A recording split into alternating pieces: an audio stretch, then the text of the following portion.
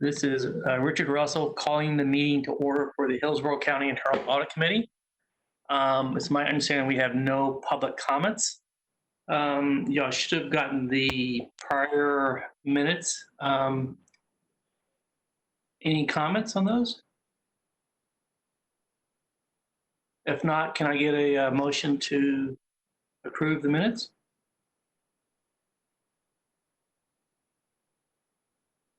I'll make a motion to approve. This is Daphne. I'll second. This is Patty Simmons. All approved, say aye. Aye. Aye. So the meetings are approved. Next, we're going into the new committee member orientation. I'll pass the baton over to Ms. Caskey. Okay, all right, and let me go ahead and share my screen.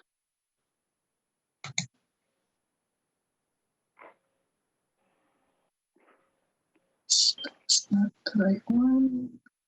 All right, are you all seeing the orientation? Yes, you'll need to, yes, perfect. Now we can see it. Okay, right, all right. It's on my wrong screen here. All righty. Anyway, this is the orientation, and we have two new members, Rhonda McDuffie, who is filling in for the professional certified position, and also Patricia Simmons, who is in our general position. So welcome, Rolanda and Patricia.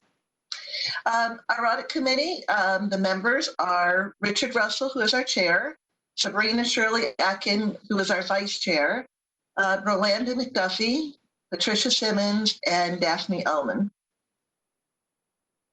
I'm going to talk just a couple of minutes about our organization of how the County Internal Auditor's Office fits into the organization, which is under the Board of County Commissioners. But let's first start out with the standards. Our office follows the Red Book standards, and particularly under Standard 1000, the County Internal Auditor must discuss the definition of internal auditing, code of ethics, and the standards. So when we're talking about the definition of internal auditing, what that means is that the internal auditing is an independent, objective assurance and consulting activity designed to add value and improve the organization's operations. A lot of those, the roles and the structure for our office definitely aligns with this definition of internal auditing. And it's in the charter, it's in our resolutions, as well as our standard operating procedures. Myself, as well as my staff, are required to follow the Code of Ethics. And in that, the Code of Ethics talks a lot about integrity, objectivity, confidentiality, and competency. For example, for talking a little bit about confidentiality, our staff is required to handle documentation and information, at the same level of security as the department that owns that information. So if it's a non-public record, or if it's something that requires some level of security, our department would also handle that at that same level. The third box here is the standards. And like I said, our office follows the Red Book standards. And you may hear where we call those the Internal Auditors International Professional Practices Framework, which is IPPF. IPPF and the Red Book standards, we use those back and forth. It's the same book of information.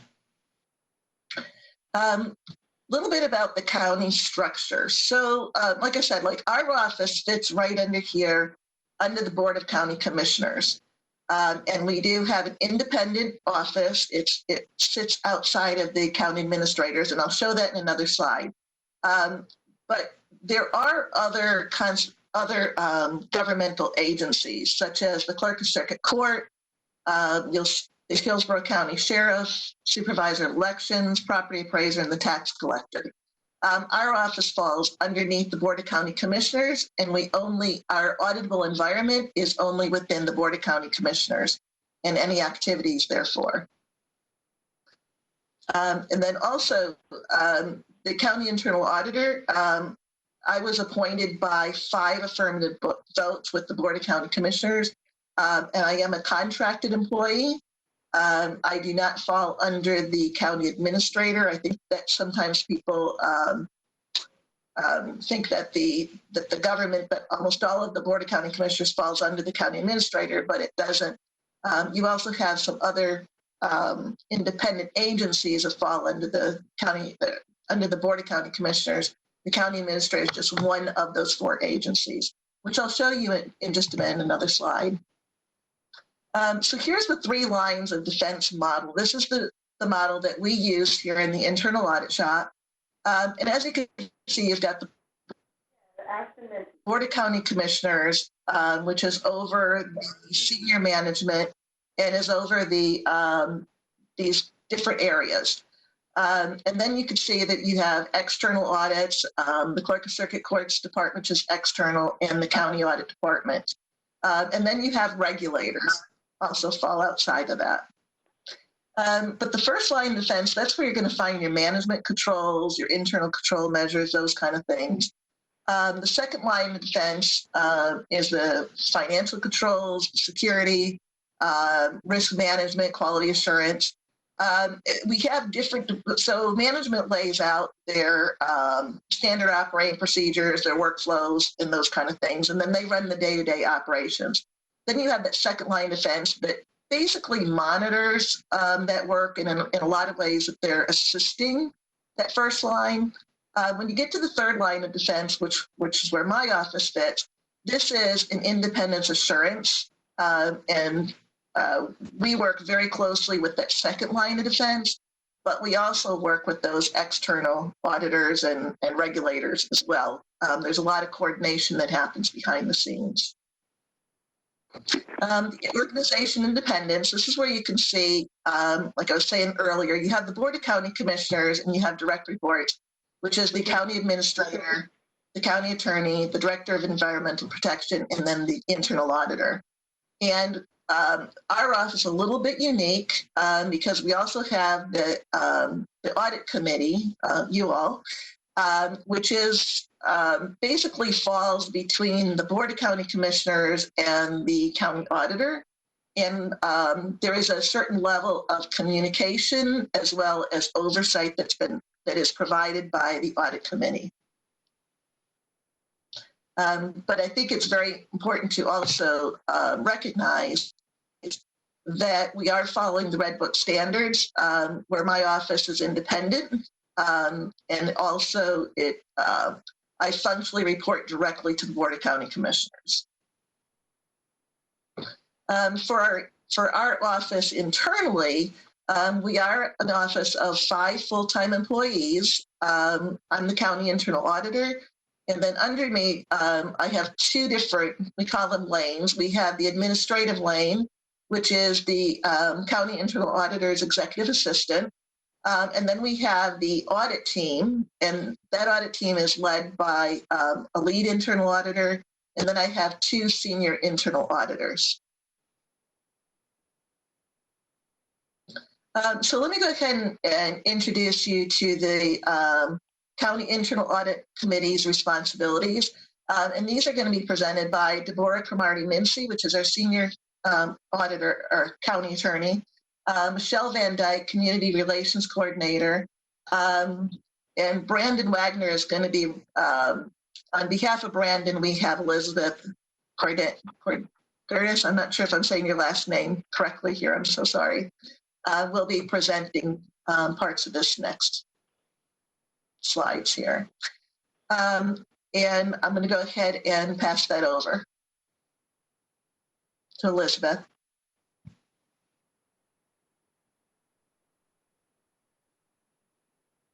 Elizabeth, we're not able to hear you. You might be on mute. Can you hear me? Yes, I can hear you now. Great. So the boards and councils that are under the Board of County Commissioners, under Board Policy 1-30-00 2021-00, guides and appoints the Board of County Commissioners has about 50 or so boards and councils county-wide. There, Luann Finley, she is the Director of Board Services. She is responsible for all of the logistics when it comes to selection, paperwork, appointment. You may see her with the Board of County Commissioners meetings, reading through the different potential folks for boards and councils. She does all of that processing. Each board and council, they have a specific function and purpose. They have resolutions, bylaws. Most of them, as you are today, have to comply with the Sunshine Law. So many of them are, in the time of COVID now, are being televised, are electronic like this. Before COVID, would meet in person at County Center most of the time and have to meet all those requirements. The boards and councils, they generally all follow Robert's rules, as I mentioned, Sunshine Law and different board policies. And the chair represents the body of the committee, and then all actions and communications for any of these committees generally go through the chair. The full committee, votes and says we want the chair to send this communication or take this action, and the chair does so on behalf of the committee. Thank you, Elizabeth. So let's go over the Robert's Rules of Order. Deborah, like to go ahead and speak in that? Yes, hi. Good afternoon, everyone. Again, my name is Deborah Cromartie-Mincy. I'm a senior assistant county attorney with the county attorney's office. Can everyone hear me? Yes, we can. Okay. All right. Well, Robert's Rules of Order, that was just mentioned in the slide that Elizabeth was talking about. Each of the board members or the board have to comply with the Robert's Rules of Order. It's basically an official and formal set of rules that are used to conduct meetings and kind of keep everyone on the same page, so that there aren't lots of confusion during meetings. Generally, the chair of a body is the parliamentarian, if you will, of these parliamentary procedures. There are times when the attorney is called upon to help with some of the parliamentary issues, but the general order of business is what you see on the screen from 1 to 10. There's a call to order, roll call of the members of those present, all the way to adjournment. So this is kind of the general way or procedure that we'll be following for the meeting. I think the next slide is mine as well, Peggy. Yes, Sunshine Laws. In terms of Sunshine Law, okay, well, every board member has to abide by the Sunshine Law. Just what is the Sunshine Law? The basic premise of the Sunshine Law is that all meetings of any board, that would include this particular board, at which official actions will be taken. You all, in the course of what you do, will be taking official actions on things, audit reports, investigations, any and everything that may be brought to you. Those are official actions that you'll have to take. None of those actions can take place at a public meeting unless the meeting is public, unless it's open to the public, unless notice has been given to the public that the meetings are taking place and meeting minutes are being taken. And all of that is not done by you all necessarily. Peggy and her staff, they make sure that the notice is given, that meeting minutes are being taken, and we are here to assist to make sure that no one, it runs afoul of the Sunshine Law. What authority is the Sunshine Law? What does it fall under? The Florida Constitution, Article 1, Section 24, as well as Chapter 286 of the Florida Statute, governs the Sunshine Law. When does this law begin to apply to you as a board member? It applies upon election or appointment. So the minute you all became appointed by the Board of County Commissioners, you fell subject to the Sunshine Law. what is a meeting that's subject to the Sunshine Law? Basically, any gathering of 2 or more members of this board on which some matter that will be foreseeable or some action will be foreseeably taken on your discussions, those kinds of matters are subject to the Sunshine Law. Does there need to be a quorum? No, you all can be walking to your car and having some discussion about issues that should be discussed at the board meeting, but instead you're discussing it among just 2 of you or 3 of you on the way back to your car, if you see one another on a Saturday, what have you. Anytime that there are matters that are being discussed on issues that will foreseeably come back to the board for some kind of deliberation and decision should be discussed only at a Sunshine Law meeting. Again, the scope of the Sunshine Law is that meetings must be open to the public. As you noticed, this meeting is open to the public. Reasonable notice must be given. Reasonable notice was given, and minutes must be taken. And if I'm not mistaken, Arabelle, who is the auditor's assistant, is taking minutes for this meeting. Just give me one moment. All right. I'm going to go ahead and go to the next slide. Deborah?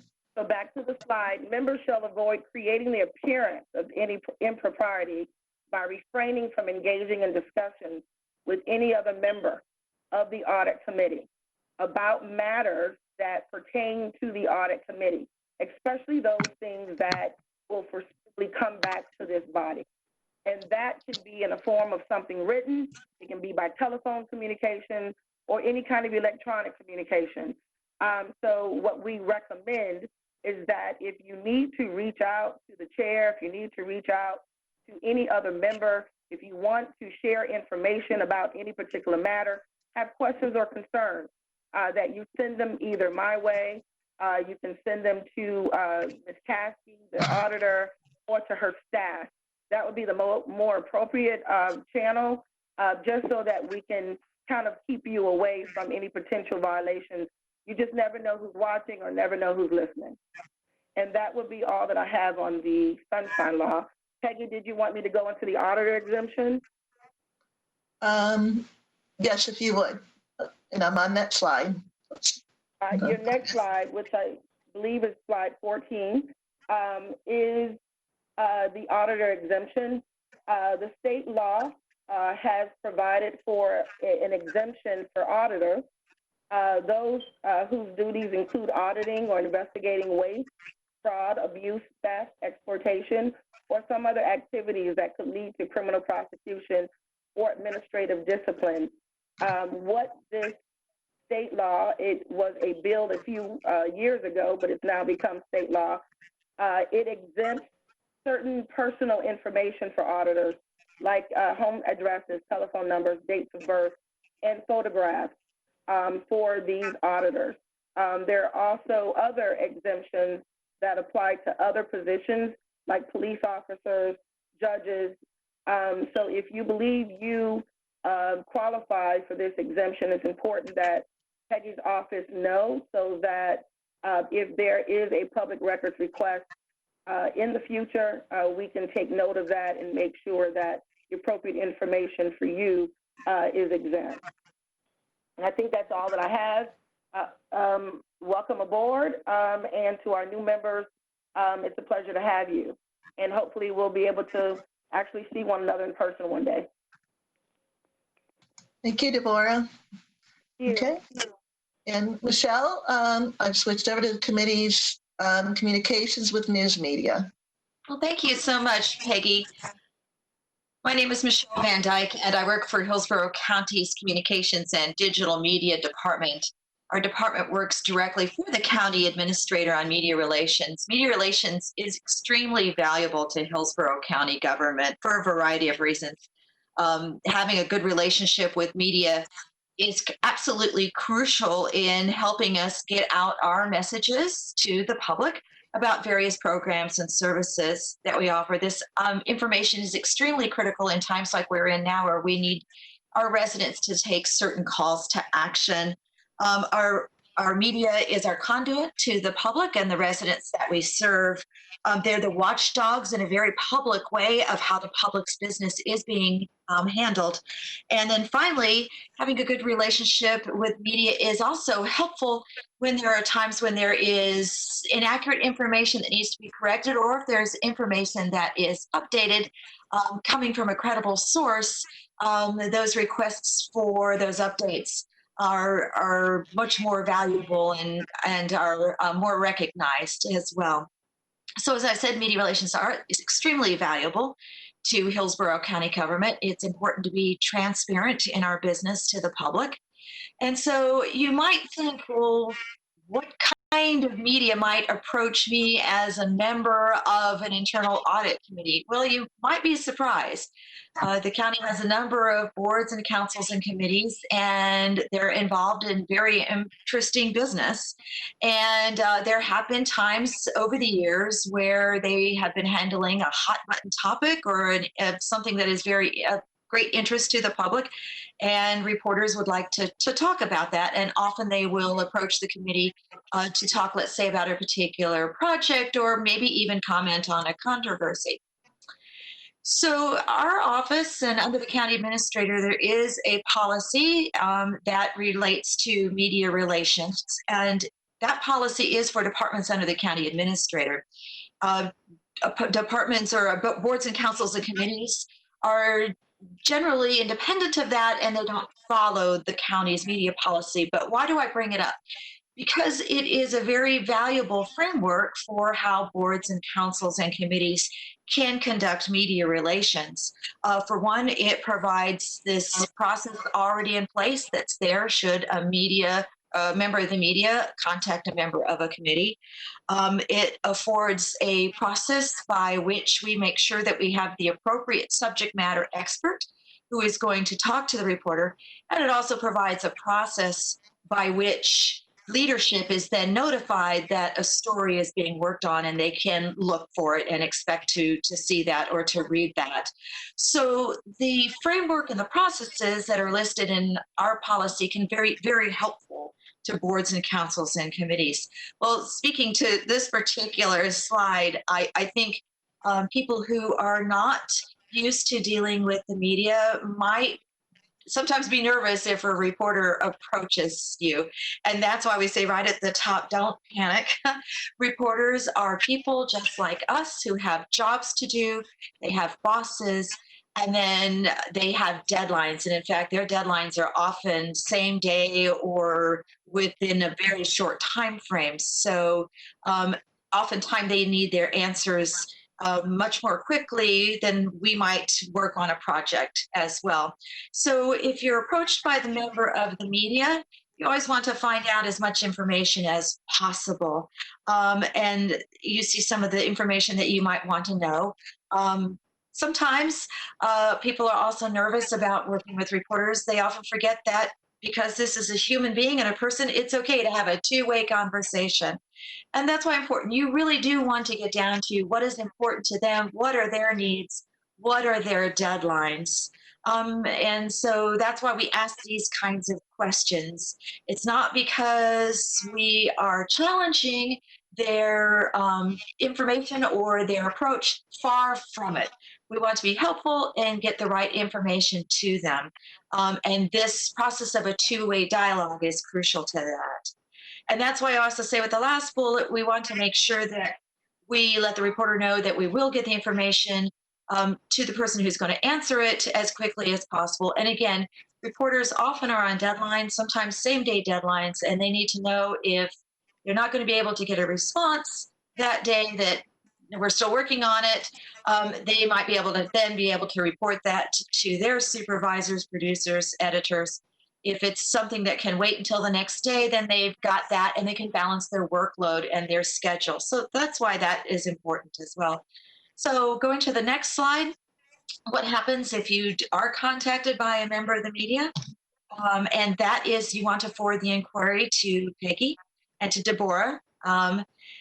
Again, reporters can be on deadline, and that can be a very critical deadline to them. And again, like I said, remember, they have bosses that they have to please. But in all cases, it's more important to get the accurate, timely information than it is to have an answer immediately off the top of your head. Plus, you want that information, as I said, to be entirely accurate. About not speaking off the record, again, it's very important for our relationships to be transparent. We're doing the public's business. And so we want that information to be conveyed to the media in a public and transparent way. And also that this is also something that you would want to know. Oftentimes, reporters are listening, but they may be not writing down something, or if in fact an interview is being done, sometimes the camera will be off, but you should always consider that the interview is always taking place and conduct yourself accordingly. Again, you just go back to never speak off the record. You will be conducting the public's business in the best way. And that comes to the last slide. Remember that you are representing Hillsborough County government. And so we want to be professional and courteous at all times. What do I mean about not being enticed into acting inappropriately? In today's social media world, there are some platforms that are less formal, and sometimes it's easy to basically maybe not as serious, maybe as the matter might be called for. So you just want to make sure that you are conducting yourself at all times professionally and representing Hillsborough County and the public's business. Are there any questions about that? Well, thank you for the opportunity to speak. Again, your takeaway and your go-to is if you get an inquiry from the media, take down as much initial information as you are able to. Promise that you'll get back and then forward that inquiry to Peggy and to Deborah at the county attorney's office, and then they will assist you in making sure the response is done the right way. I also want to make it clear that nothing is constraining members of boards and councils and committees from speaking on behalf of that committee to the media. That's not what this is about. Of course, you're handling the public's business. This is just an opportunity to make sure that you have all the information that you need and that it is formulated in the right way, especially for the outlet that is asking. Thanks a lot. Thank you, Michelle. Appreciate that. Have a great meeting. Thank you. All right, so let's talk a little bit about the internal audit operations. So our audit shop, we have more of a progressive auditing approach, and we're very forward thinking. We have moved from the get it done, which is compliance with guiding principles like regulations, policies, procedures. We also audit the compliance and process design. But thirdly, what our office has done, because we are internal audit, we also align a portion of our audit plan, the annual audit plan that gets approved by the Board of County Commissioners in December of each year. And that one, what we do is we add in the strategic alignment. And what that means is a lot of times with the Board of County Commissioners, we have some things that are in the pipeline. And what we try to do is help management reach their short-term goals and objectives so that they can reach their long-term goals and objectives. The risk assessment process and annual planning. This is performed every year. We start it in July or August, and we coordinate quite a bit with the Clerk of Circuit Court's audit department. And we also coordinate with the external auditor, which is RSM. And in this, we're looking at access, information, risk, control, security. Our risk assessment includes a wide variety of risks as well as functional areas. And we also try to make sure that we don't duplicate any efforts. What we want to do is ensure that we have adequate risk coverage, but we don't want to duplicate those risks and controls. So what we do is we coordinate with RSM and the clerk's audit department to ensure that we have that. this is just an example of the components that were in the 2020 risk assessment. This would have been performed starting in July of 2019 for the annual audit plan that began on January 1, 2019, and it runs through December 31st of this year. We have a lot of different items that go into this. What we use is an auto audit software, and we have a risk module within that. And we include things like a management survey, which is going to be sent out within the next couple of weeks. And in that, we're asking management to answer some questions, I think it's about 20 questions altogether. And some of those may be some resource, if you need additional resources and the department's not able to get those, perhaps the department had not handled a lot of cash in prior years, but is now handling those. Any large or complex changes to the department, like processing changes, which we would expect this year our surveys to reflect, because we are responding to the COVID. So a lot of employees this year who had worked in a brick and mortar department are now telecommuting from home.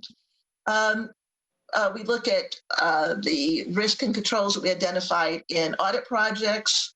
We have narratives, which is where we write just a short summary of the different areas that we have looked at. We also look a lot at the current events. These are events that maybe you might be seeing in the newspapers. It might be something that the Board of County Commissioners or another board is discussing at one of their meetings. We look at performance measurements. The county administrator has performance measurements for each of those departments.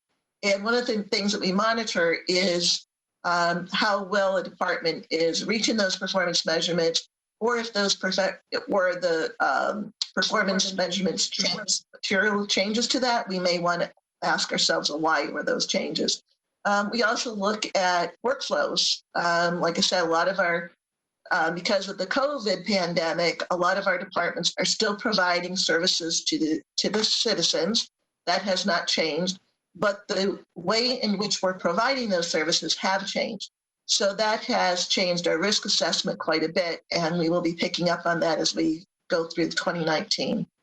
I also want to just mention that when we're doing this risk assessment, like, for example, the management surveys, current events, and our audit projects, those risks, those are shared between the county internal audit department under the clerk circuit court's office, as well as my audit shop under the Board of County Commissioners. When we send out those surveys, our office sends those out, and then the response that we get, we do share those with the other audit department. We will also be sharing our risk assessment with the external auditor as well, RSM. And again, that is just to coordinate those risks and make sure that we have adequate risk coverage. I went by two. I think I went by 2 slides. Here we go. I also want to just talk a little bit about our audit life cycle. Our audit life cycle begins with planning and preliminary stage. And then it goes into the field work where we do a lot of our testing, interviews, data validation, and we might compare actual practices to written guiding principles, which may be regulations, policies, procedures, Florida statutes, those kind of things. Then we go into the reporting stage where we actually issue the report, and then also the follow-up stage, which is about 365 days. But our audit life cycle between planning and preliminary to reporting, that can be anywhere from a couple weeks on a smaller project, as maybe as much as 6 months to 8 months if it's a very large, complex project. Each of our audits are unique, and so there is a lot of magnitude there of how long this project might last, or how many people we may put onto that project. One of the things that our office does a couple a year is we actually bring in subject matter expertise, and we bring in those contracted people onto our audit team to perform some audits. For example, right now we're in the process of performing work on the Oracle system. which is an ERP system, one of the largest softwares and database that we use within the county. And Protiviti has worked with us on that project in 2019 and 2020, and we're continuing that into 20 to 21. That's one of our larger projects, which has gone on already approximately 2 years, a year and a half to 2 years, and we're expecting that to go out as much as another 24 months to 30 months. That's one of our larger ones. When we've looked at the Pet Resources Center, for example, we brought in a veterinarian to come in on our team to really assist us with some of those things that we were looking at. It's just 2 examples of many that we bring in some professionals onto our team. When the audit becomes a public record, this is very important. Under the Florida Statute 1190713, under the local governments, with the sunshine laws, a lot of our records are public, but there is exemptions within the law that protects the audit working papers, audit notes, and the audit report, the draft report, until it becomes a public record. And generally, our audit reports become a public record when the Board of County Commissioners, this is the whole board, not the individual commissioners, because there's 7 of those, but when the board as a whole accepts our report. So what you'll see is generally when we finish an audit, I will debrief each one of the commissioners. At that point, the commissioners have not seen the audit report. I just give them a debrief. And then you'll see me go up to the Board of County Commissioners and I'll have an agenda item. And in that item before the commissioners, I ask for the board if they would like to accept the report. And when they accept that report, that is when my audit report becomes a public record. And immediately at that point, our working papers become a public record, our notes, the report becomes a public record. And what we do is we take that audit report and we publish that onto our website. And that way it is very transparent for the public and that they can go ahead and read that and contact us if there's any specific questions. That's all that I have for today. Are there any questions? Okay, I do not see any questions. The chair, do you see any hands that are up? I don't. No? Okay. All right. All right. Would you like me to switch from the orientation and go into my quarterly report? Yes, let's go to that. And I guess if any of the people want to drop off that was doing presenting, they can. So. Okay.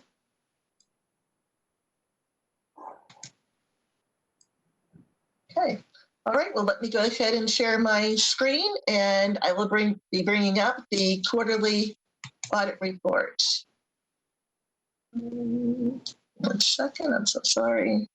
I believe it's this one. All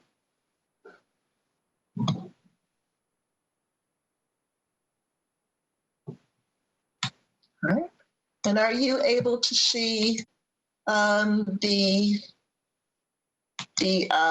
internal auditor's quarterly report? Yes. Yes. Okay. All right. Okay. My screen is not changing. Here we go. Okay. As I've mentioned earlier, our audit committee members okay, for some reason it's not switching over.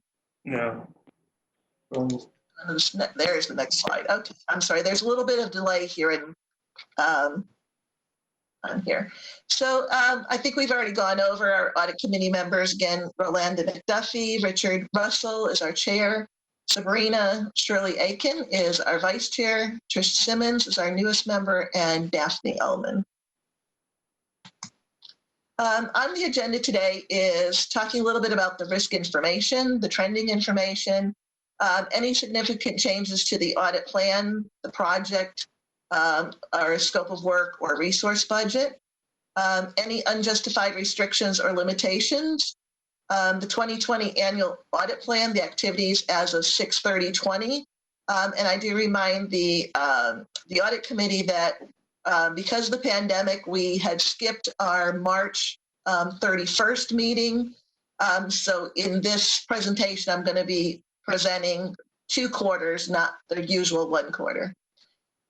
We'll also talk about the communicative results. These are issued reports and letters, management documents, follow-up or monitoring activities, productivity measures, and then the next quarter goals and objectives, as well as any goals, objectives, or responsibilities for the upcoming meetings for the audit committee. So let's go ahead and begin with the risk information. There were some material changes to the county administrator's environment, auditable environment, during the 6-month period ending 6/30/2020.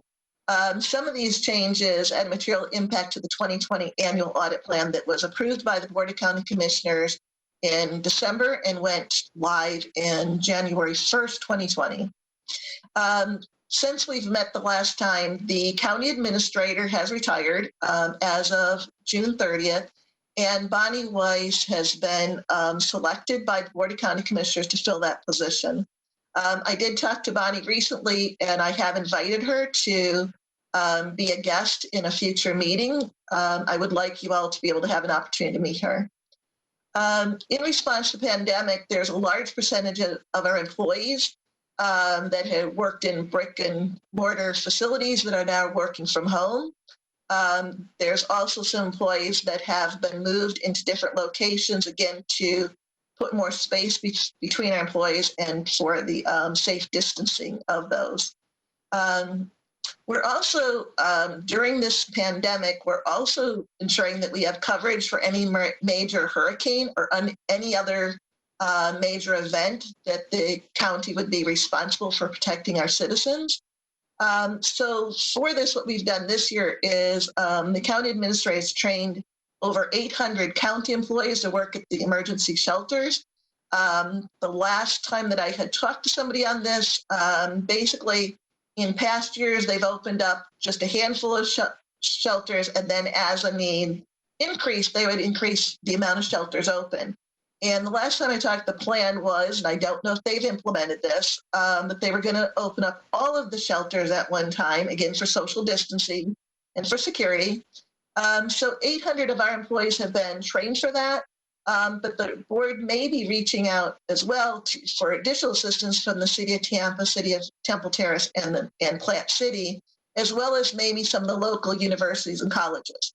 And the reason for that is, during the pandemic, we may have had our employees trained, but if we have employees that get sick or are unable to perform their duties during an emergency, we will have some additional people that are trained for that. Talking about the financial risk information, the county's pandemic response has had a material financial impact to the county, and this may have a material negative impact to future budgets. Again, what we have to think about is not only the cost to the county, but also as we found different businesses that do not have as many sales as they had, that may affect our sales tax income or our gas taxes income as employees and other businesses are telecommuting or shutting their doors. So the pandemic has affected the county, as it has many of our citizens and businesses, in many ways that may not just be shown on the surface. To continue with the risk information, we also have had some processing changes. And during the July board meeting, I have July here, but it's actually going to be, I just got word of this morning, that during the August 5th meeting, I'm going to be requesting the Board of County Commissioners to authorize an additional contract with Protiviti to assist my audit team with the Oracle upgrade implementation. We're going to be going from Oracle ERP to the Oracle Cloud Services. And in that, the Board of County Commissioner will be asked to do 2 things. One is the management team will be asking the board to accept a contract with Oracle. And then I will be asking for a contract activity onto my audit team. And as I said, they've been on my audit team for the first two pieces of this audit cycle. So this is the third piece of that. And this relates mainly back to the first, when we had issued the audit report on the Oracle, the first audit risk and the audit comment related back to implementing and maturing the Oracle process here and software. Several of our processing changes were made in response to the pandemic. The county is meeting its obligations to the public. We're still providing our services. We're just providing those in different ways. And the County Internal Auditor's Office is providing advisory services to help ensure a smooth transition. So what we're doing is we're reaching out to many of our clients and asking basically what's changed, how are they doing, what can we do to help them to, again, reach those short-term goals so that they can continue to reach their long-term goals and objectives. The county is not yet authorizing in-person meetings. So again, like this meeting here today is virtual, and we're finding that even with our citizens and our customers, a lot of those contacts are now done by phone call, virtual, they're being performed online. We also have some processing changes. For example, the Utilities Department and the Public Works Department, they are building 3 warehouse facilities, and our office has assisted them with the financial requirements of merging their inventories together. And this, we believe, will make their offices more efficient and effective, and there is also a cost savings component to this as they move forward. The county decreased available employees. For example, a lot of our employees, like I said, are moving into different areas or telecommuting, and the county actually anticipates a savings of about $25,000 monthly by reducing the parking spaces that are necessary. For example, our office is telecommuting almost full time. We do have people in the office a couple days a week. So we were able to give up 2 out of our 5 parking spaces. And this you'll see happening throughout the whole county. And again, a savings of about $25,000 a month. Some of our employees have been provided with some personal protection devices. And these are during the civil unrest, or even because we don't have as many employees in the field, we are providing some more of these kind of devices because sometimes employees are working alone, or maybe working in some areas like with some of the parks and those kind of things where an employee could fall and get hurt but needs help immediately. So again, these are devices that are provided. Employees were also provided with some required PPE, as with the customers that come into our facilities. Employees are also required to meet certain qualifications if we're going to be working in our building, such as temperature changes, or a temperature, a survey of certain questions. And we also have to wear a mask, and we do need to wash our hands quite often. Moving on to the risk information. This has not changed since the prior county administrator was in office. We still have the P3s, which is formulate and optimize public, private, and partnerships opportunities, transform the county's service model. And I had just mentioned a couple minutes ago some of those things that we are doing. The client self-sufficiency, again, where perhaps a department had it where a customer would have to come into the facility to perform some of those fill out forms or provide information. A lot of that is now being performed either online, and we also have that being performed by telephone. And in some instances, the county or the state government is actually providing services directly to customers at their homes. And that is something, again, with the response to the COVID pandemic. Customer service and satisfaction. This is another area that we're excelling at as a county, and we're monitoring the county administrators' operations. Again, further improve customer satisfaction and services.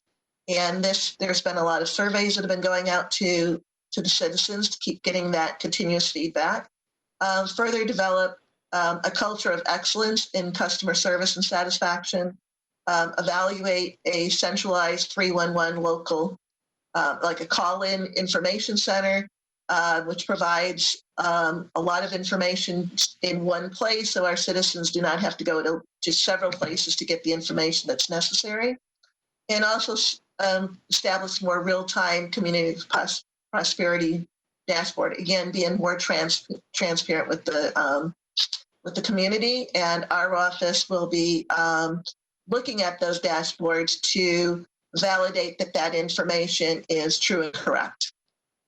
There's also some fiscal sustainability, adopt a physical, economic, and land use model that facilitates affordable, competitive service delivery, economic development goals, and community prosperity over the 20-year horizon. And that was a long-term goal of the county administrator. Again, he retired on June the 30th. We have a new county administrator, so we may find in the next quarter or in the future that these risk information and these initiatives could change. For trending information, innovation and more use of available technologies. Again, the Board of County Commissioners is implementing some and maturing the Oracle product, for example, and that again is going to be very innovative. Enhanced customer service initiatives, and a lot of these I've already stated, and also transportation funding. That again is something that we've had on this agenda for a while, and that continues to be on the board's front burner. We have had some significant changes to the audit plan or project scope of works and resource budget. For example, since we've met last, we added the warehouse consolidation special review, which I've talked about a little bit earlier with the utilities department. That one, we had performed that and issued the report on June the 23rd, and that's report number 2020-12. This was the first of 3 special reviews that the county administrator can request without going through the Board of County Commissioners. But the report did go to the Board of County Commissioners as required by the resolution. We also added a film incentive program. This was just management had asked for assistant and advisory. We provided that, and we issued that report in February. We also added a Parks and Recreation sponsorship. This was a management assistance and advisory. That one we had issued in April. We also did a cone of silence investigation, which we had issued in May. We also extended out the Oracle ERP follow-up monitoring. We normally monitor for 365 days, but at the end of that time period, the county administrator had not yet implemented parts of the management's action plan. And one of those is, again, maturing the Oracle. So what we have done was we extended that monitoring out for additional 24 months, and we would like to keep Protiviti on our audit team to audit at the speed of risk. And what we're going to be doing in that is, as management is making decisions and implementing the Oracle cloud system, as it's being implemented, we will be auditing some of those decisions. For example, when data may be converted from the old system to the new system, we would validate some of that data. And when there's decisions made for let me think. When there's decisions made on certain processing, how we're going to do certain process, we would look to make sure that the controls are in place. We also have the resource budget. I just want to talk a little bit about that. Our audit team has 3 full-time employees on that. And my lead auditor was out on FMLA starting in February, and she just came back on July 1st. So that has slowed down our audit plan a little bit on implementing that. I will be making an adjustment to that very shortly. But we also had added the 5 up above. So what you're going to be seeing in a future slide is quite a few changes to the audit plan that the board had approved back in December, and it started in January 1st. We do not have any unjustified restrictions or limitations right now on the internal auditor or the internal audit function. So let's talk a little bit about the 2020 annual audit plan activities. As you can see here, we have 16 projects that are at the scheduled stage. As our members know, when we issue a report or an audit, or maybe we do a cone of silence violation, at the end of that stage, then it converts back over to the follow-up. So in some of these, you may see that we've reported on a future slide, which is the next slide, number 11, but then you will see the follow-up here on this slide as an activity. But right now, we do have 6 projects that are either in preliminary or fieldwork stage and into the reporting stage. So these are active projects. Communicated results. These are the projects that we have issued since January 1st. We've issued the 2 audit or advisory, which is a code enforcement contract invoice validation project, as well as the fleet assets disposal and replacement process. We also issued a special review, which was the warehouse consolidation. We performed 2 management assistance advisories, the film incentive program, as well as the Parks and Recreation sponsorship advisory. We performed 4 follow-up projects, which is ELAT property, which is Conservation Environmental Lands, Part 2, the Fire Rescue Union Leave, OPEB, and then also the actuary data validation, and then also the Oracle EBS system status update. So that was the second part of the 3-part life cycle. The cone of silence for CL Reynolds, that report was issued in May. And then we also had administrative project, which was to revise the resolution. And the resolution was provided in your packages. And the resolution is now R20-011. And the only change to that resolution is what we had talked about in our last meeting, where we had, when we were getting people that were interested in becoming members of our committee, we had found that that was actually restricting certain individuals from being able to apply for that. So what we did was we made it broader, and then that gives us more people that are interested in applying. This is our follow-up and monitoring activities. And again, this stage starts as soon as we issue a report or a final communication. Then if there are any material risks in that communication or recommendations, management provides us an action plan. So at the beginning of this period, which was on the 1st of January, so ending December 31st, 2019, we had 21 activities that we were monitoring. We had cleared 4 of those 21. Since then, we've added 7. So at this point in time, we have a total of 24 management activities that we are following up on. And those include the building division vertical process, the Oracle EBS system, which has 9, and those will remain open throughout the next 24 months as we've expanded that that stage of our project. The penetration testing policy, fleet replacement process, and then also the CL Reynolds cone of silence investigation. Oops, I think I went too far. Here we go. So here's our productivity measures as we compare. In the prior slides, you saw this as calendar year. When we get to this slide, just a reminder to our members that we do convert now over to fiscal year, so it lines up with our budget, our cost of services, and some other internal tracking that we perform. So for the first 9 months of fiscal year 2020, we've issued 2 audit reports, 2 management assistant letters, a special review report, and 1 cone of silence.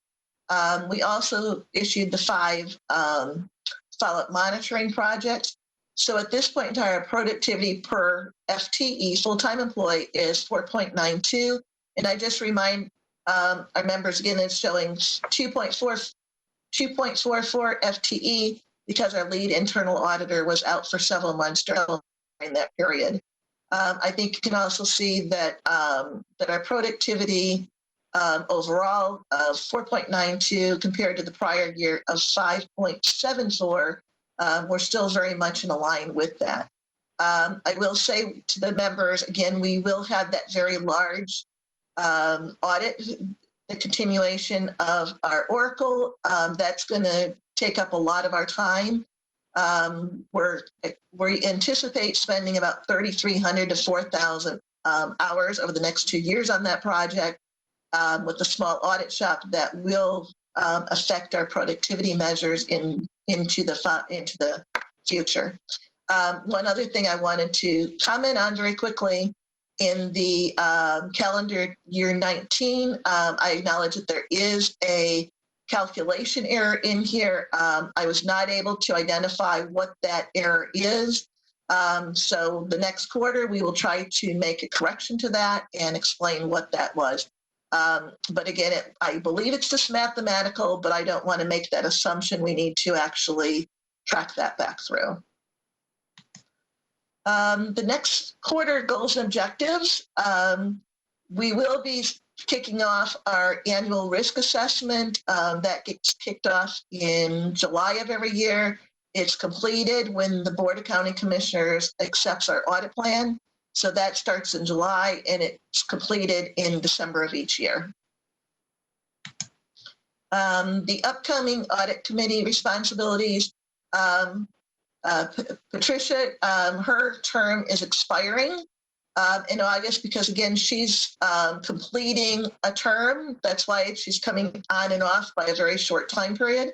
And therefore, that position will be vacant. Patricia, if she's interested, she can reapply for that position. But the committee will be responsible for reviewing any applications that we receive for that position and then making a recommendation to the Board of County Commissioners for appointment. And that process normally takes about 6 to 8 weeks. Because the position expires August, I would anticipate that the committee would most likely be performing their responsibilities probably in September, maybe into October. So that completes my presentation. So let me go ahead and stop sharing this slide, and I will take any questions that the members may have. So Rick, I'm passing this back over to you. Thank you. I know the items for next meeting is essentially, as you said, looking at the plan, correct? So that will be in October 13th is what the next scheduled meeting is. Do any other members have any questions? And I know Patty will be, even though her term expires, she'll continue to be a member until reappointment, or correct? Yes, that's correct. Yes, if she would like to stay on until that position is filled, either by herself or somebody else, yes, the board does allow that. Yeah. So Patty, we hope that you stay on. Okay. Anyone else have any other questions, comments? No? Then I'll make a motion to adjourn the meeting. Do I have a second? This is Sabrina. I second. All in favor? Aye? Aye. Aye. Okay, so I think we are now closed. And that passes, I believe, 5-0. And we have adjourned at 4:05 p.m. Yes. Thank you Thank all. you, everyone. Thank you. All right. Thank you. Bye. Be safe.